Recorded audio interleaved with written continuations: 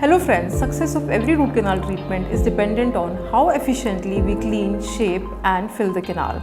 Ethylenediaminetetraacetic acid, more commonly known to us as EDTA, plays a vital role in achieving the same. Waldent RCT Prep contains 17% ethylenediaminetetraacetic acid, that is EDTA, and 10% Carbamide Peroxide in a water-soluble base. It creates an effervescent effect with sodium hypochlorite. This combination promotes bleaching of the internal surfaces. Carbamide peroxide releases oxygen and further enhances the bleaching process. When we talk about EDTA, what comes to mind is smear layer. What is this smear layer? As we start instrumentation, debris gets accumulated on the dentinal surfaces, which comprise organic and inorganic substances. This is what we call as smear layer. EDTA, when used with sodium hypochlorite, is believed to effectively remove this smear layer.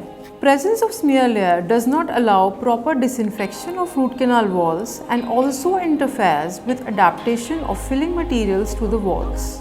Another important role of EDTA is lubrication. Continuous negotiation of endodontic files might lead to accidental breakage of files due to friction or calcification present in the canals.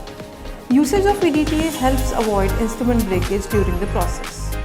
How to use EDTA? A little amount can be deposited inside the canals using sterile applicator tips. It can also be applied by using the files coated in EDTA gel. Action of EDTA begins after about 1 minute of its deposition. Research has proved that chelating agents like EDTA reduce the root dentine microhardness of most superficial layer from the root canal unit. Furthermore, irrigation with EDTA in combination with citric acid or sodium hypochlorite removes the calcium hydroxide medication quite effectively.